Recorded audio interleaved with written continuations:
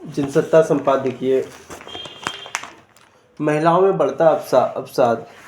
नीलू तिवारी।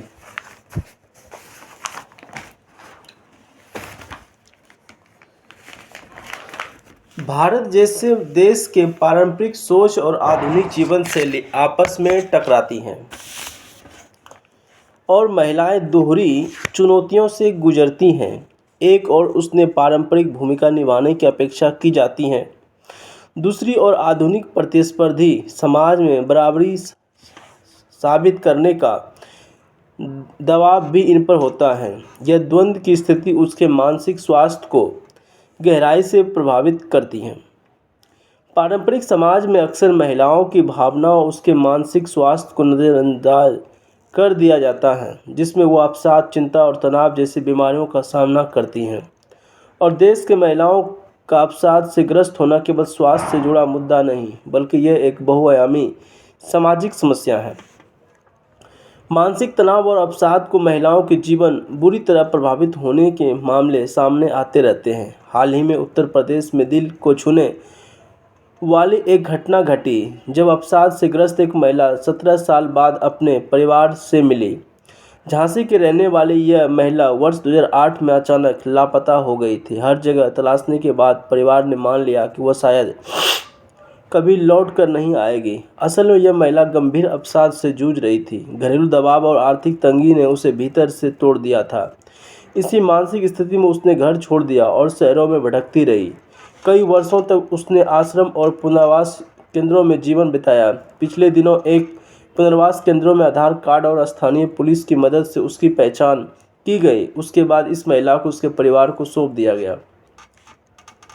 हाल के शोध बताते हैं कि भारत में अवसाद से पीड़ित कुल मरीजों में लगभग आधी संख्या महिलाओं की है। प्राथमिक देखभाल स्तर पर महिलाओं में अवसाद की व्यापकता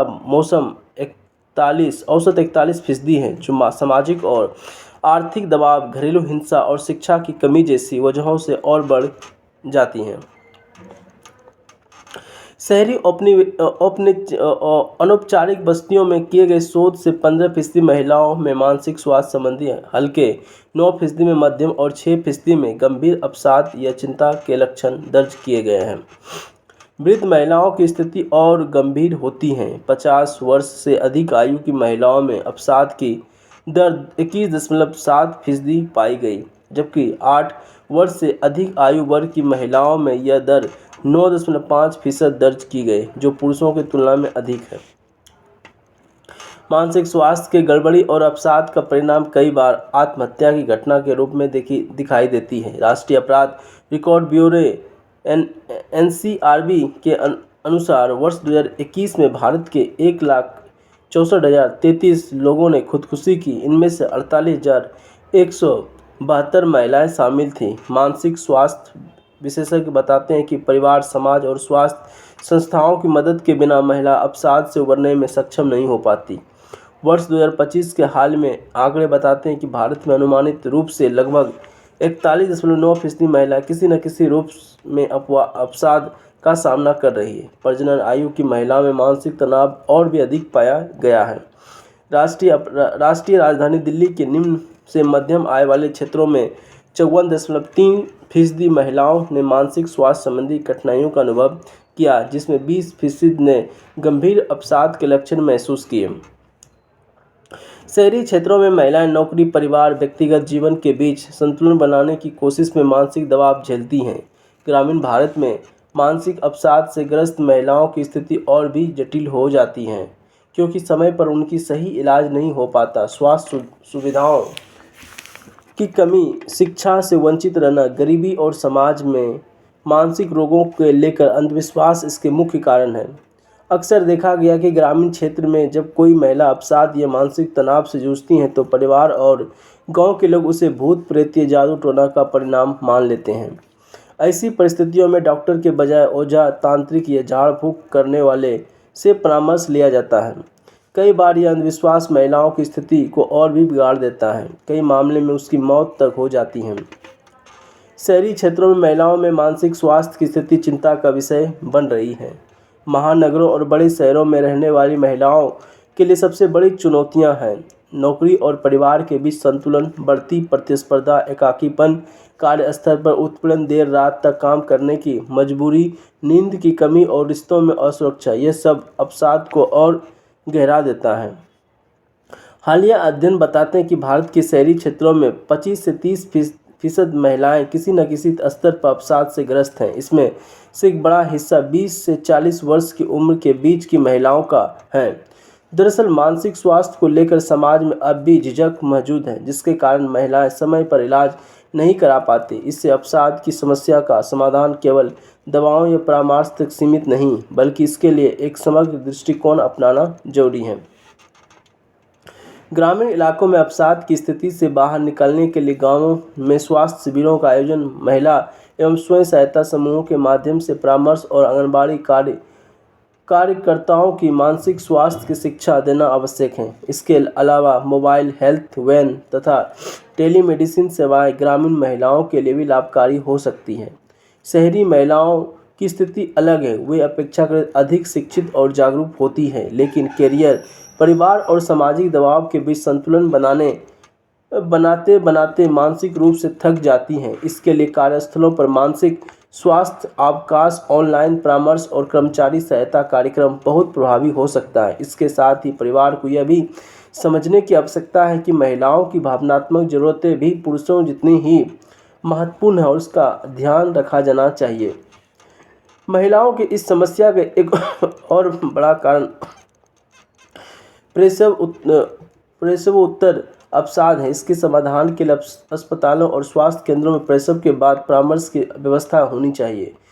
योग, ध्यान, प्राणायाम और नियमित व्यायाम महिलाओं की मानसिक स्थिति को काफ़ी हद तक संतुलित कर सकते हैं।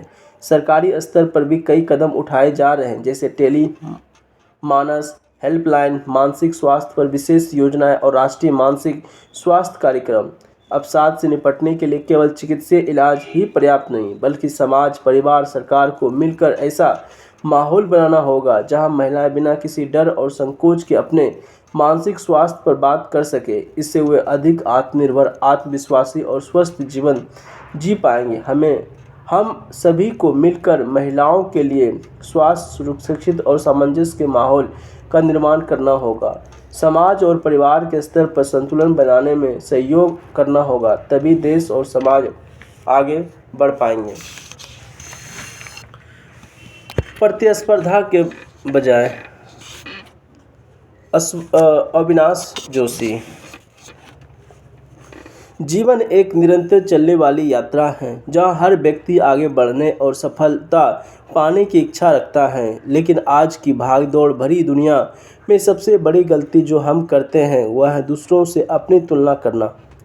हम सोचते हैं कि किसी के पास ज़्यादा पैसा है, किसी की नौकरी बेहतर है, किसी का घर बड़ा है, किसी की लोकप्रियता अधिक है, और इन सब के बीच हम खुद को एक छोटा महसूस करने लगते हैं। यह प्रवृत्ति हमारी खुशी को खत्म कर देती है, आत्मविश्वास को तोड़ देती है और हमारे विकास को रोक देती है।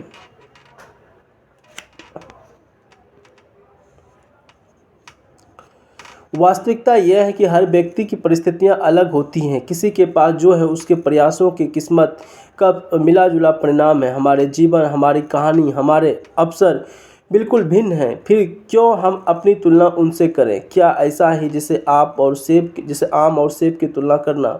दोनों फल अच्छे हैं, लेकिन अपनी अपनी विशेषताओं के साथ। ठीक उसी तरह हम सब अलग हैं अपनी अनूठी पहचान के साथ। इसलिए यह समझना जरूरी है कि तुलना आदत हमें आगे नहीं ले जा पाएगी, बल्कि हमें मानसिक रूप से कमज़ोर करेगी।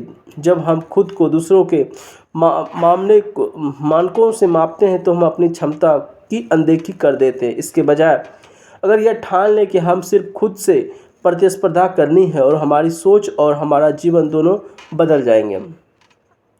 खुद से प्रतिस्पर्धा करने का मतलब है कि हर दिन हमें अपने पिछले दिन से बेहतर बनना है। यही असली विकास है। जब हम दूसरों से नहीं बल्कि खुद से मुकाबला करते हैं तो हमारी ऊर्जा इसी दिशा में लगती है। तुलना में तो समय और मानसिक शक्ति हम बर्बाद करते हैं, वह हमारी प्रगति को रोकती हैं। लेकिन जब हम खुद को सुधारने पर ध्यान देते हैं और हर दिन हमारे लिए नई सफलता लेकर आता है तो यह सोच हमें आत्मनिर्भर और आत्मविश्वासी बनाती है। उदाहरण के लिए, अगर आज हमने कल से एक नया शब्द सीखा, एक अच्छी आदत अपनाई और एक गलती सुधार ली, तो यह भी एक जीत है। यह जीत दुनिया को दिखाने के लिए नहीं बल्कि खुद को विकास के लिए होती है। यह छोटी छोटी जीत मिलकर बड़ी सफलताएं बनाती हैं। आज के समय में सोशल मीडिया ने तुलना की बीमारी को और बढ़ा दिया है। हम किसी की सफलता की तस्वीर देखते और तुरंत खुद को कमतर समझने लगते हैं, मगर यह याद रखने की ज़रूरत है कि सोशल मीडिया पर दिखाई देने वाला जीवन अधूरा सच है। वहाँ सिर्फ चमक है, संघर्ष नहीं।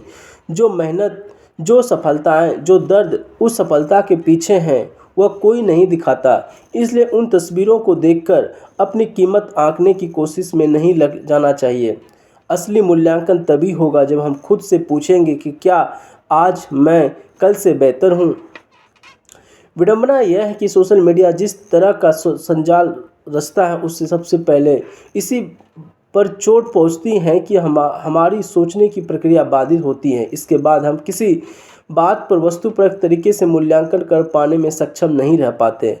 हर मसले पर यह देखने और अपेक्षा करने में मशगूल हो जाते कि हमारे सामने क्या है और हम में से क्या हमारे पास नहीं है। इसी क्रम में जब हम इस भाव में थोड़ा ज़्यादा डूब जाते हैं तो हर वक्त इस पर गौर करने लगते हैं कि हम सामने के पास जो है वह हमारे पास ही होनी चाहिए, या हमारे भीतर उसे पाने की प्रतिस्पर्धा पैदा करने के बजाय एक प्रकार की हीन भावना भरती है। हम खुद को सामने वाले से कमतर समझने लगते हैं। सवाल है कि आखिर इस तरह तुलना हमें कहाँ लेकर जाएगी। खुद को प्रतिस्पर्धा करने का यह सिद्धांत अपनाने के लिए कुछ सरल आदतें अपनानी होगी। हर दिन अपने लिए छोटे छोटे तथ्य लक्ष्य तय किए जा सकते हैं। मसलन आज 30 मिनट पढ़ना, एक नया कौशल सीखना, या किसी से प्यार से बात करना।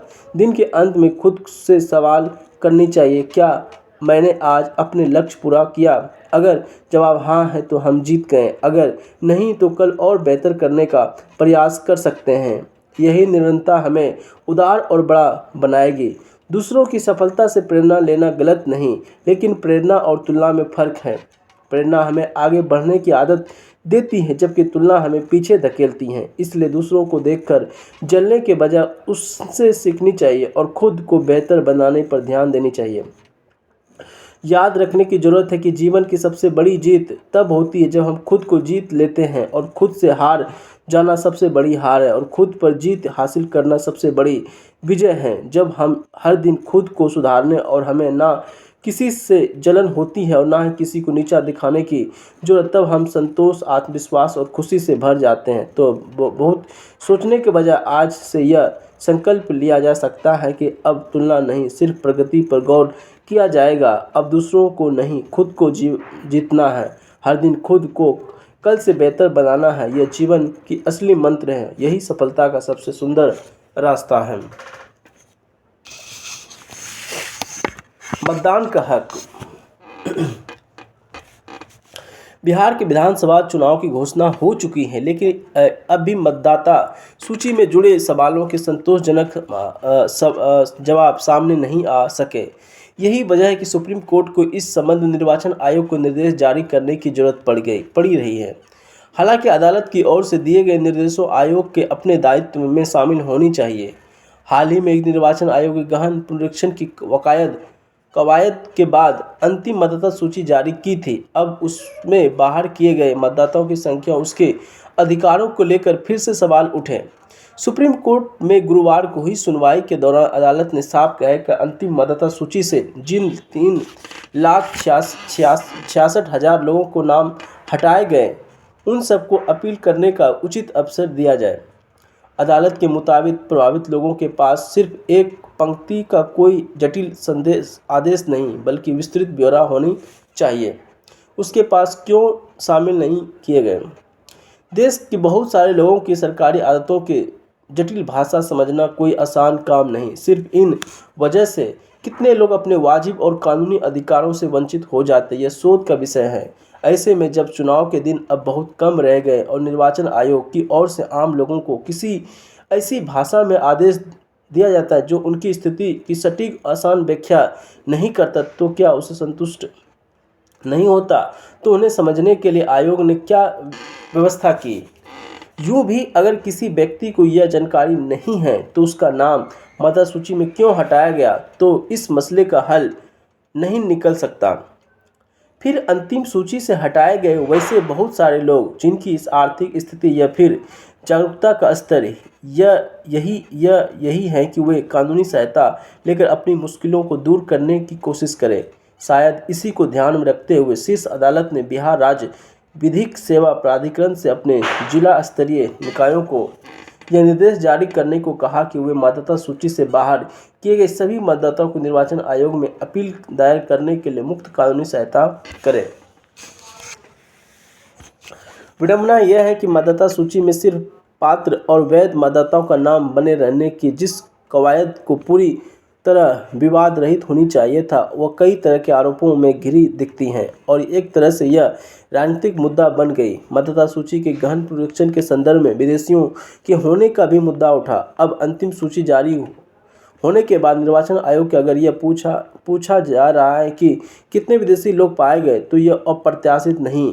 इसके अलावा अब भी एक ही पते पर कई मतदाताओं के नाम दर्ज होने से लेकर गलत मकान नंबर, अस्पष्ट नाम आदि प्रवृत्तियों में गंभीर चूक को लेकर सवाल उठ रहे हैं। ऐसे में यह सोचने की जरूरत है कि मतदाता सूची के पूरी तरह शुद्धिकरण के दावे के साथ निर्वाचन आयोग के गहन पुनरीक्षण को जो कवायद की, उसका हासिल क्या रहा।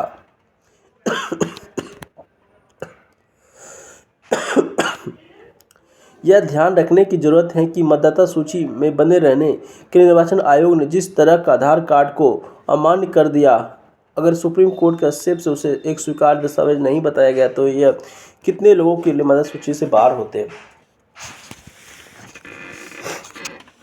शांति का संदेश।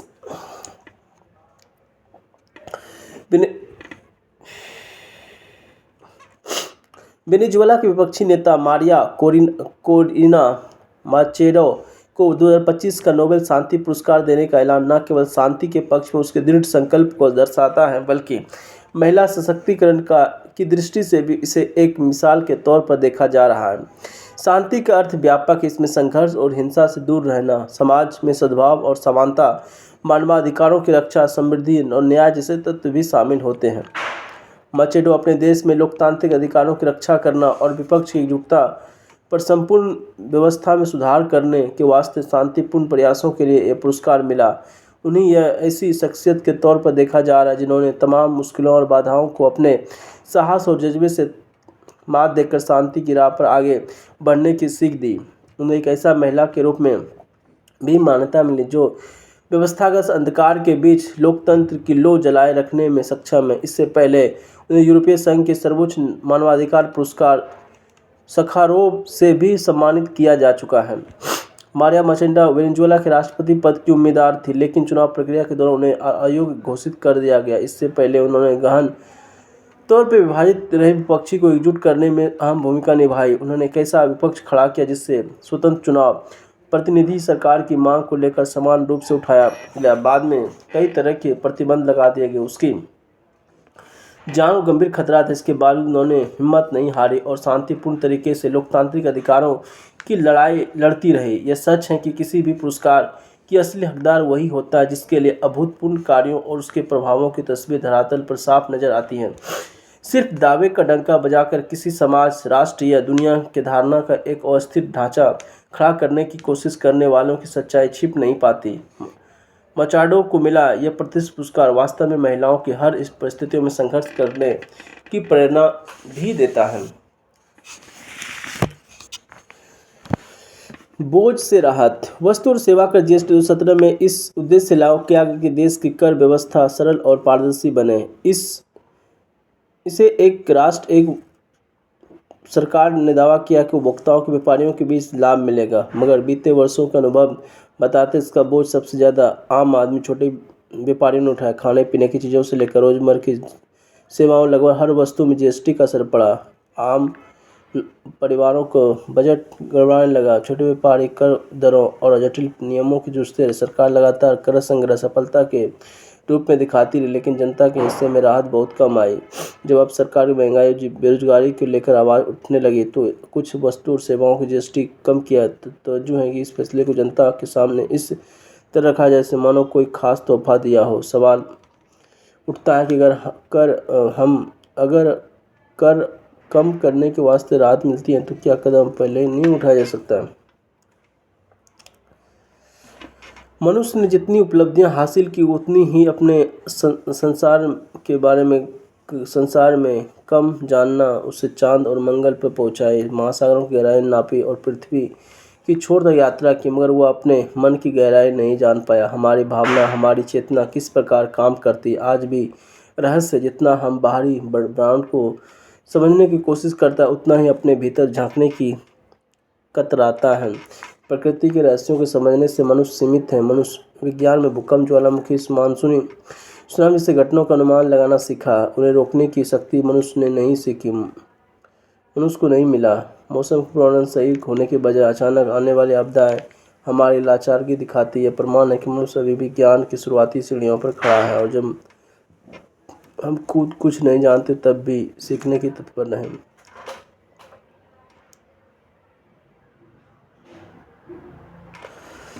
दोहरा रवैया। अमेरिकी के राष्ट्रपति ट्रंप ने मनमाने आदेश की वजह से उनके देश की नहीं पूरी दुनिया को अस्थिरता की तरफ बढ़ रहा है। ट्रंप का दूसरा कार्यकाल लगभग अनिश्चित नीतियां, धमकियों, बदले की भावना पर है। वो अच्छे बुरे, हित अहित में फर्क करना भूल गए। भारत जैसे समर्थ और लोकतांत्रिक देश से पूरी दूरी, पाकिस्तान जैसे राष्ट्रीय मित्रता उसके दोहरे रवैये को उजागर करता है। जिन प्रवासियों ने अमेरिकी को उच्च शिखर पर पहुंचाया, आज वही उनकी आंखों में खटक रहा है। उनकी खलनायक का दर्जा दिया जा रहा है। उस पर आरोप लगाया जा रहा है कि उन्होंने अमेरिकी की रोटी छीन ली। ट्रंप नीतियों के अमेरिकी राज्यों ने भी विरोध स्वर उठने लगे। कुल मिलाकर अब ट्रंप अब की बार देश दुनिया के लिए भी चुनौती बन गए।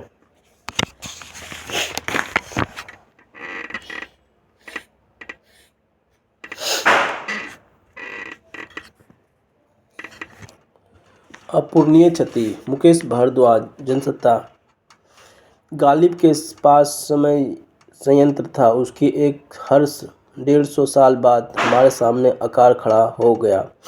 खास तौर पर बेकसी का चेहरा। देश के सबसे प्रतिष्ठित नौकरी नुमाइंदे का हो तो आज भी किसी को गलतफहमी है कि उसका घर इसके ऊंचे टीले पर है, सैलाब छू नहीं पाएगा। तो वह अभी हरियाणा में पुलिस सेवा के अधिकारी वाई पूरन कुमार का मामला देख लें। इससे पहले सुप्रीम कोर्ट के मुख्य न्यायाधीश के मामले में भी पूरा देश हतप्रभ हो चुका था।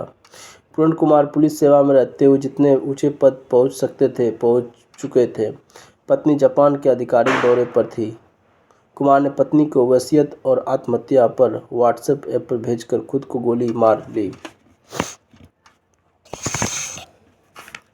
पत्नी ने 15 बार फ़ोन किया लेकिन कुमार ने फ़ोन नहीं उठाया। परिजनों के घर में भूतल में कुमार का शव मिला।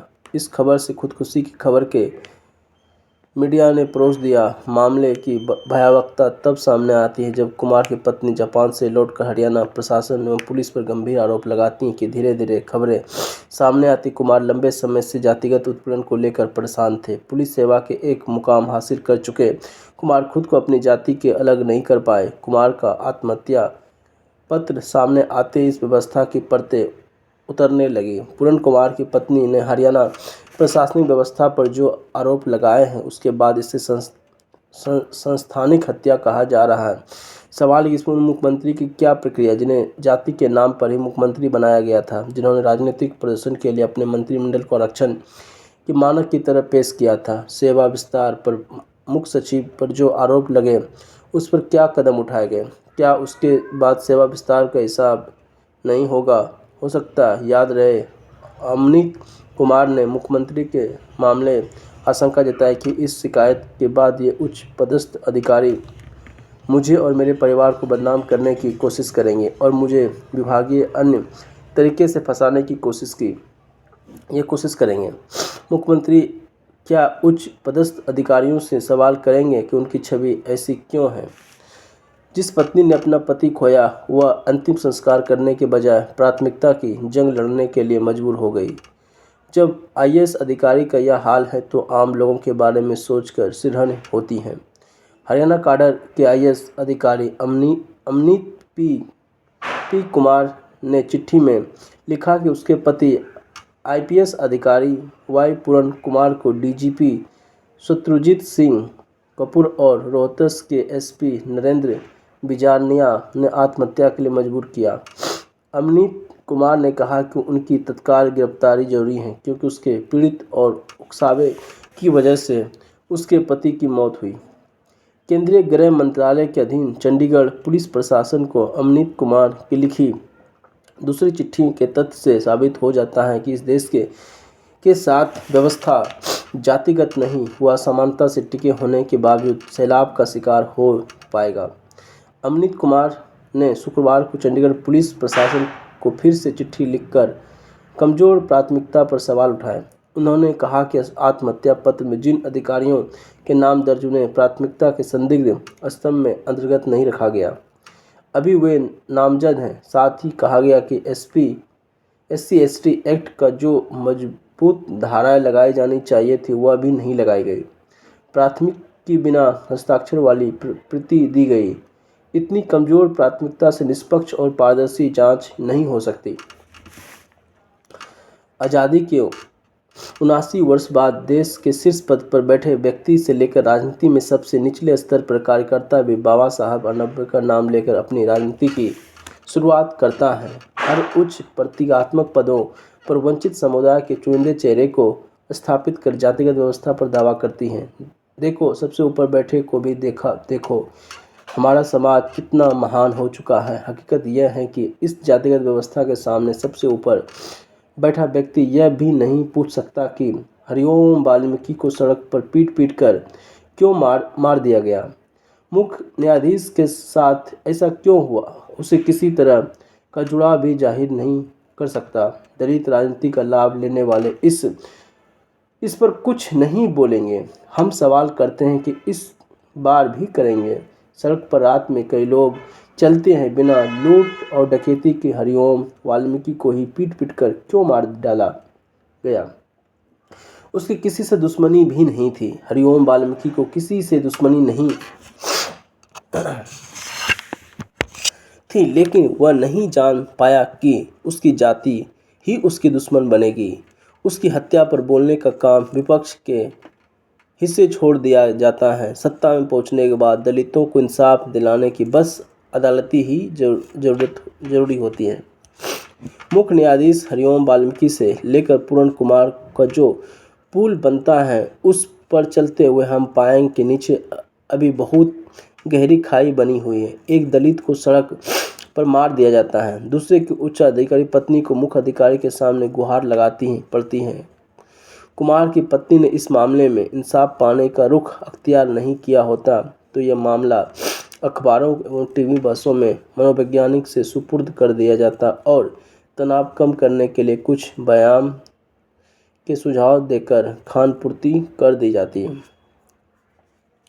जाति उत्पीड़न के तनाव का कोई मनोवैज्ञानिक दूर नहीं कर सकता। यह संस्थागत राजनीतिक व्यवस्था का मामला है। पूरण कुमार के परिवार का कहना है कि जब तक न्याय की दिशा में ठोस कदम नहीं दिखेंगे तब तक वे न तो अंतःपरीक्षण की इजाज़त देंगे और न ही अंतिम संस्कार करेंगे।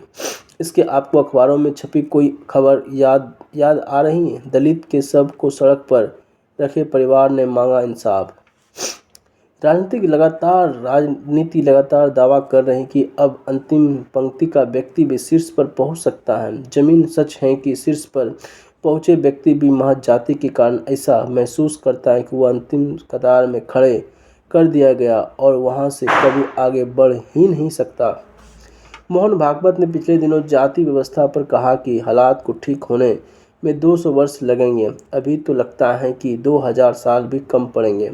हुकूमत किसी की हो, दलित उत्थान बातें और प्रतीकों में सीमित है। आज भी गालिब का डर कितना वाजिब है, अगला नंबर किसका।